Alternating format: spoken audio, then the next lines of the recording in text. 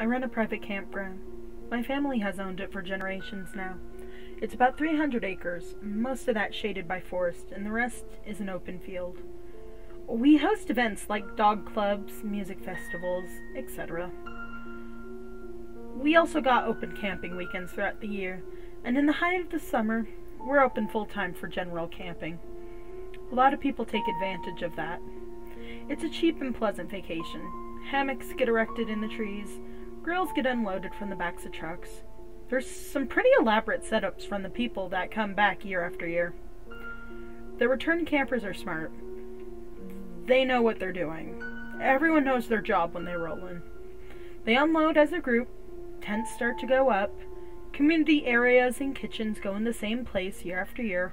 Where they found the land suits their setup best. Tent locations may change, but every camper knows where their tent is going and their allotted land. It's a far cry from the disheveled masses that show up and simply expect everything to work out with no prior planning. By noon on setup day, the experienced campers are sitting under their day sheds, sipping beer, while the newbies are relocating tents because they didn't leave enough room for walkways. I've tried to help. I've put together a guide that everyone receives in the mail once they have their registration info and payment. Sure, the postage is a bit of an expense, but I feel having a hard copy makes them more likely to read it.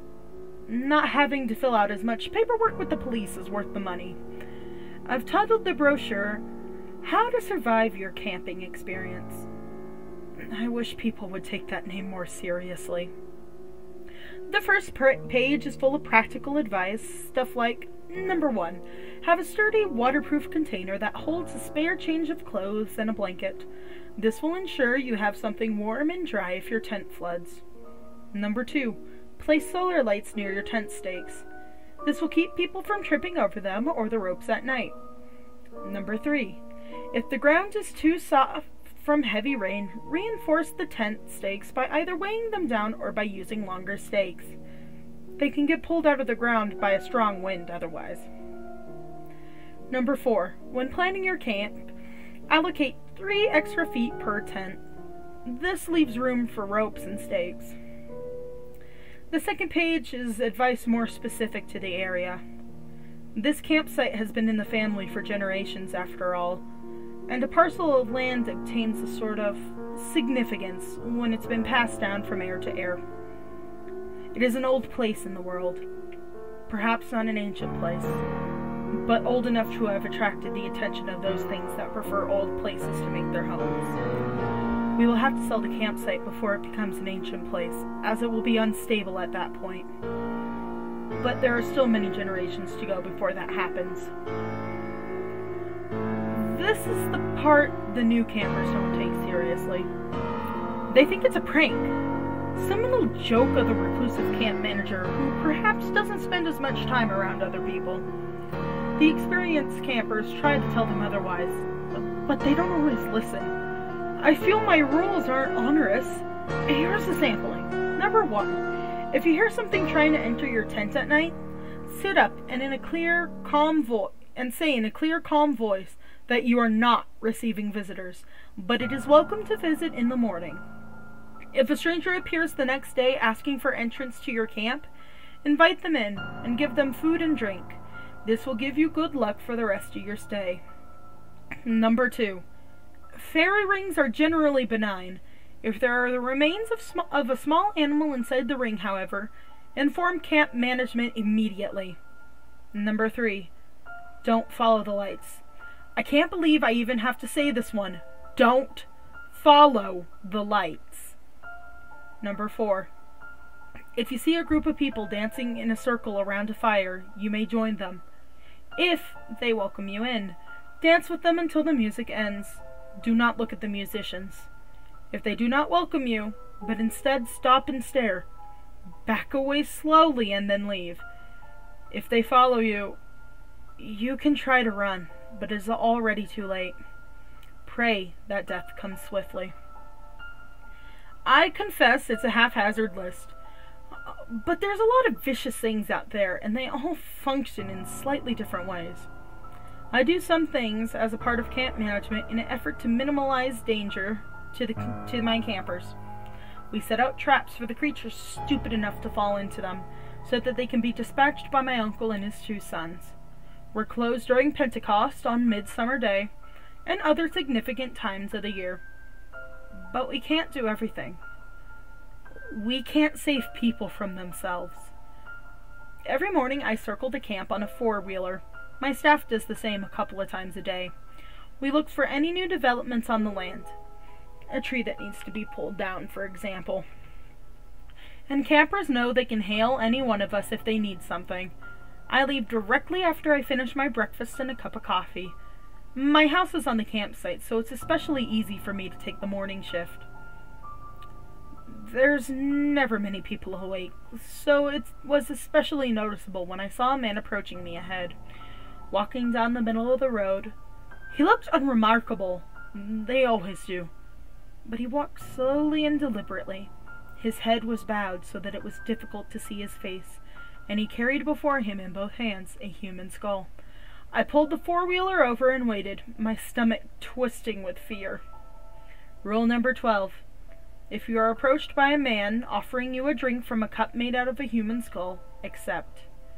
It will taste foul and you will not be able to eat without vomiting for the next 24 hours. But this is better than what he will do to you if you refuse. I have drunk from the cup before. It is how I learned of his existence and added him to the rules. He stopped me on the road at the time. I thought he was a camper needing assistance, until he handed me the skull cup and bade me to drink. I did as I had already learned when a being of power asks something of you, it is better to comply. It may not be enough to save you. Sometimes they invite you to partake in your own demise, but the odds of compliance are better. He lifted the cup to my lips and I drank. One swallow, another. He kept the cup there. His thin fingers brushed my hair back when it slipped past my ear, and I drank it in entirety. The water inside tasted bitter and salty with a vegetable undertone. My stomach twisted and I swallowed hard, struggling to keep it down. "Thank you for the drink," I said when I was done, trying to sound sincere. He knew I lied, for he smiled briefly in wry humor, his dark eyes flashing with cold amusement. "It was wise not to refuse," he replied. He told me what he would have done had I not drank, and my insides crawled with horror as he spoke, and I wanted him to stop, but to interrupt would have been a dire insult. His words were etched into my memories, and for days after I wept, whenever I thought of the fate I so narrowly avoided. I still feel cold and small when I think of the things he told me. That evening, I threw up my dinner. I threw up the crackers I ate. I even threw up water. Finally, I stopped eating and drinking altogether and waited a full day to try again. I was weak and miserable, but I survived. Now, seeing the man approaching on the road, I mentally cursed my misfortune. This was our busy time of year. I could not afford to be sick for the day. He stopped just before he reached me, raised a hand, and beckoned for me to come closer. He did not raise his head until I stood just across from him, and when he did, he flashed me that thin, dry smile at seeing the expression of dread on my face. "Are you not thirsty?" he asked mockingly. "Not particularly, but if you wish to offer me a drink, I would not be so rude as to refuse." My heart hammered in my chest. "Let him release me," I silently pleaded. He put a hand over the top of the skull, covering up the carved opening in the water inside. "Be at ease. I did not come to offer you a drink. I came to give you a warning. Some of your charges have conducted business with the children." I stood there staring blankly at him in incomprehension. He sighed almost impredictably, and even though his expression did not change, I felt the weight of his disapproval when he spoke next. These ancient beings do not enjoy having to explain themselves. "The children with no wagon," he said, speaking slowly as if that would help me understand. "Someone bought ice from them." "Oh," I said. "Oh God, he won't save them." The man walked past me, his shoulder brushing against mine as he did. "No one will." Rule number 18. You can buy ice from the children that approach your camp only if they have a wagon. Those are the children of other campers trying to make some extra spending money. They only upcharge by a few dollars, so consider tipping. If a group of children approach without a wagon, do not buy from them. Act like they don't exist. They will eventually leave.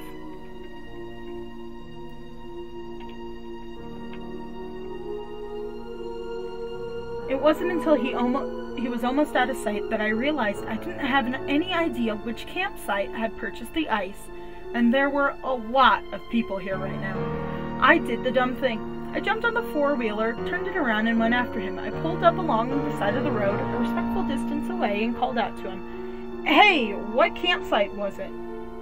He paused. "Are you thirsty after all?" he asked, and even though his words were mild, I understood the threat for what it was. "Nope, I'm good. Sorry for bothering you." I drove away before he changed his mind on giving me mercy. This was a terrible dilemma for me. I hadn't had anyone buy from the children without wagons before. Most people find their silent stares creepy, as the normal children were pretty aggressive with their ice routes anyways. So that no one needs to buy ice by the time those other children show up. I had no idea what to expect. I had no idea to undo what had been done. There was, however, someone I could ask. I went to my most senior camp. They're a group of friends that have been camping here for over 2 decades. The members have changed to the point that the founders have all been replaced, but they've kept the traditions and are willing to work with me. As a result, I have given them the best campsite. It's up on a hill, nestled in a clear spot amongst the trees so that their camp has shade most of the day and there's spots to hang hammocks.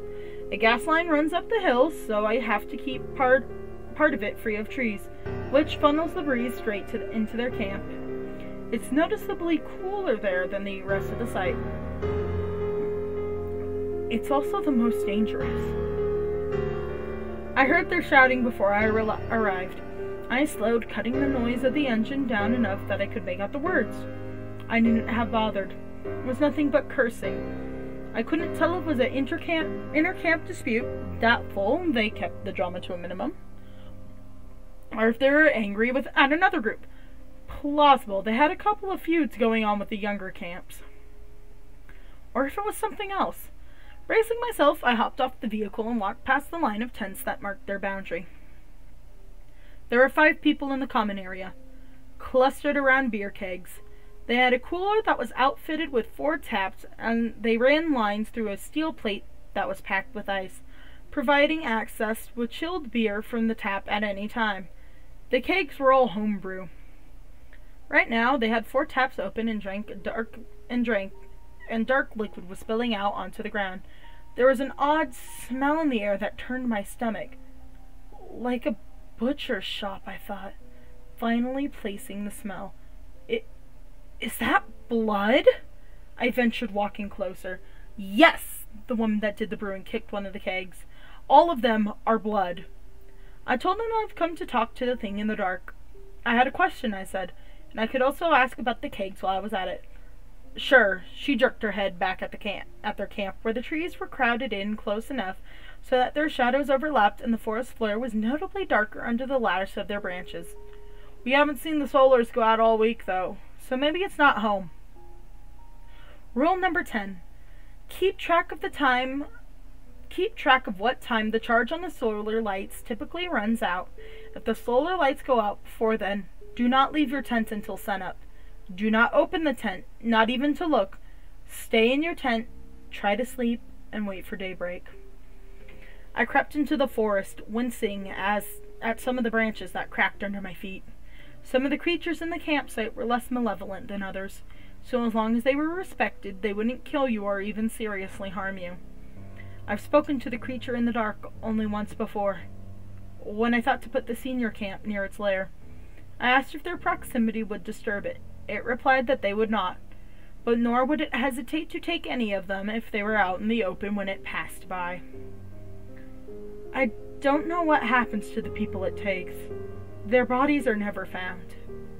The entire camp dreams of dying, however. of a slow and torturous death in whatever manner they fear the most. I dream of the little girl and the beast when I am awake. And when I'm awake, I know that I'm going to be talking to the police yet again. The creature's lair is nothing more than a mound of broken branches, easily mistaken for a pile of stacked debris. There are some signs, however. The air grows colder as you approach. Sound falls away, encasing you in the silence, so that the only thing you hear is your own heartbeat.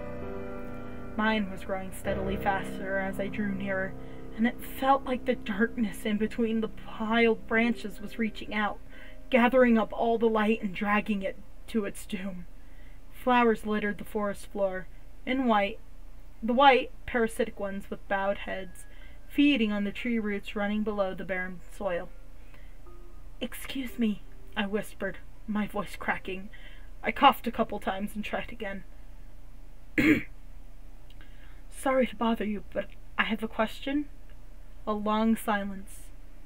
I waited, wondering if this was in vain and perhaps the creature wasn't there.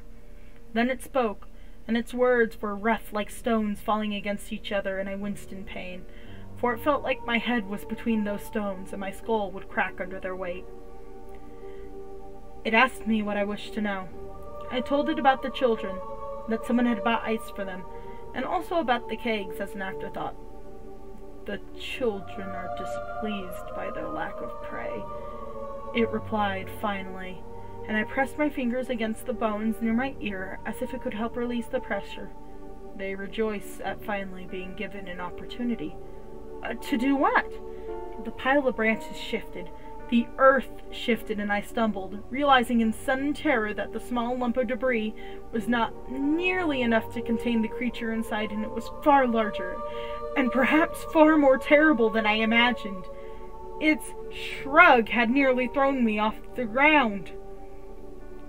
"The kegs are just the start," it sighed. "More will suffer. All will suffer. And then the dying will begin." My entire campsite was at risk. I felt cold inside. I could evacuate, I thought. I could claim there was something wrong.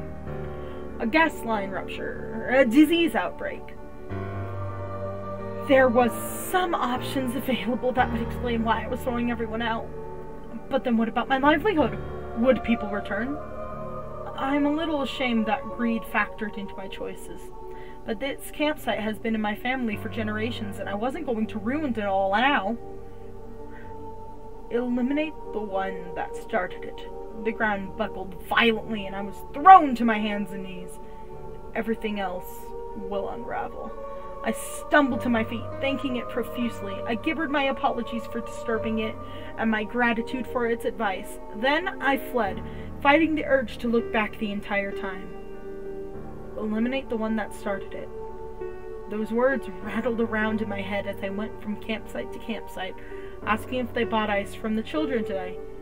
I received quizzical looks from the newer campers, but the older ones answered solemnly, understanding the gravity of my question. They'd read the rules. Finally, I found the camp that bought the ice, and they identified the person that had made the purchase. He was elsewhere at the moment, but I could stop by later, they suggested. I said it was fine. I wasn't ready to talk to him. I wasn't ready to take the creature in the dark's advice. I thought, how bad could it be? It was only just the beginning. Perhaps I could find some other way to resolve the situation. I spent the evening digging through my books of camp management and folklore, trying to find some sort of ritual or assessment I could try. Yet the creature had said that the children were tired of not having prey. Prey I denied them with my rules, and that it would only get worse and worse until people started dying. That everyone was in danger.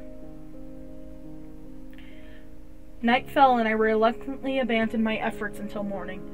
My worry made it impossible to sleep through the little girl weeping outside my window and begging to be let in. She's not in the rules. She only harasses members of my bloodline. I was almost relieved when the beast came and dragged her off, while she screamed in mortal terror, signaling that dawn was near. I threw on some clothing and jumped onto my four-wheeler. I even skipped making coffee. I needed to see what had happened overnight. The man with the skull cup stood on the road, staring off into the trees and calmly sipping the water inside like he was taking his morning tea. I pulled up close by and killed the engine so we could talk. "Skipped your coffee, did you?" he asked. "Want a drink?" "I am quite satisfied, but I will gladly accept if you wish to share," I replied with gritted teeth. That thin smile again. Now he was just messing with me. I looked in the direction he was staring. A slew of people, 12 in all, dangled in midair. For one brief, horrifying moment, I could only think of the time I'd found someone like that hadn't read my rules, their gutted body dangling uncomfortably close to my house, like it was a warning. How the police had let me do most of the work getting it down while they waited on the ground with their damaged paperwork. I don't make my staff clean up the remains. That's asking too much. These were alive. I almost wept with relief. They had been pulled from their tents and stripped naked, then taken into the woods. Their bodies were covered with bruises and scratches from being violently dragged across the ground. Then they had been hoisted up into the trees and left hanging by their ankles from the boughs. Next time it'll be their flayed skins hoisted in the branches, the man said. "You should end this quickly." "I'm surprised by your concern." "I need people to share a drink with," he murmured. "I can't do that if everyone dies." I had to get my brother and both my uncles to help get the terrified campers down. They didn't fight much while they were doing this, just hung there limply, crying or whimpering softly. It made the job a lot easier. Dead weight is predictable, and we could pull them towards the ladder, get a good hold on them, and then cut the ropes and pass them down to the ground. Eliminate the one that started it. As the ejected campers were taken off to the local hospital for treatment, I delegated the police paperwork to my brother and jumped on my four-wheeler. I returned to the camp that had bought the ice and called the man responsible aside for conversation.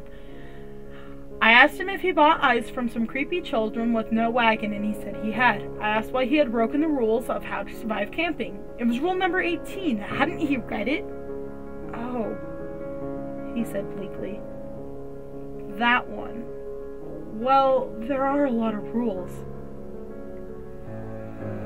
I took a deep breath, held it a moment, reminded myself that a majority of people have good intentions and don't do things simply to be contrary or cause trouble.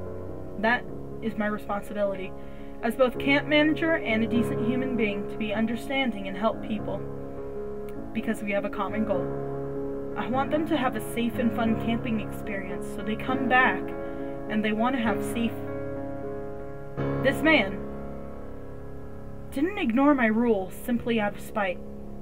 It was an accident. An unfortunate accident. I asked him why he glossed over that rule. My tone was polite and friendly without a hint of condemnation or judgment. That's the important bit. People respond in kind. So as long as I didn't accuse, he wouldn't become defensive and we could have a productive conversation. I've done a lot of reading on conflict resolution and behavioral change. He hadn't taken them seriously, he admitted. He had certainly read them, intently in fact, because he thought it was a joke, but it was a clever joke and he enjoyed it. But real? Nah. He pointed to his tent, showing how it had 3 feet of clearance between the other tents, rule number 4, and that they had bought a longer hose so that they didn't have to split the closer one more than 3 times, rule number 6. The will was there. My system was flawed. It didn't change what I had to do. I thanked him for talking to me and walked away. Then I went into the woods and gathered some things. It took a while to find them all, but I'm familiar with my campsite and I know where these things are likely to be found. I then returned to my house with the mushrooms in hand. They're called Destroying Angel.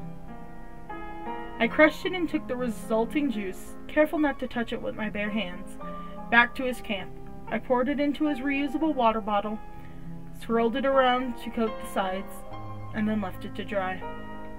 They wrote the initial symptoms off as mere food poisoning. By the time his campmates took him to the ER, he was suffering from liver and kidney failure. They did their best, but I had put a generous dose in that bottle, and his body simply could not keep up. not even medical intervention. He was dead within 36 hours. The police, of course, I talked with them for a bit. We considered how difficult it can be to protect people from their houses, or from themselves. We considered on how difficult it could be to protect people from themselves, and that was the end of it. They understand what it's like in the forest. I feel I am to blame. I know the rules are ineffective, but they are easy, and that's what I relied on. I wrote off the deaths as an isolated incident instead of warning signs that I wasn't doing enough to determine if my rule list and other measures were accomplishing their intended purposes. You know what does help people change their behaviors? Storytelling. It's one of the most effective techniques, far more effective than a list of rules, which, according to research, is the least effective method, and most prone to antisocial behavior, which is basically people deliberately sabotaging the system out of spite. Instead of telling someone to do this, you can tell a person a story that demonstrates the behavior you want, preferably true, as that carries more weight. And the more personal it is, the more the individual will relate and accept what you are trying to tell them to do. I'm a camp manager. I don't have a list of rules because I'm trying to ruin your fun. I have a list because I'm trying to help you from coming back to camp and finding your tent collapsed and full of rainwater and having no dry clothes or nowhere to sleep. I'm trying to keep you from spending half the day setting up tents because you didn't plan where everything would go in advance. And I'm trying to keep you from doing small, simple things that could result in a horrific and most assuredly agonizing demise.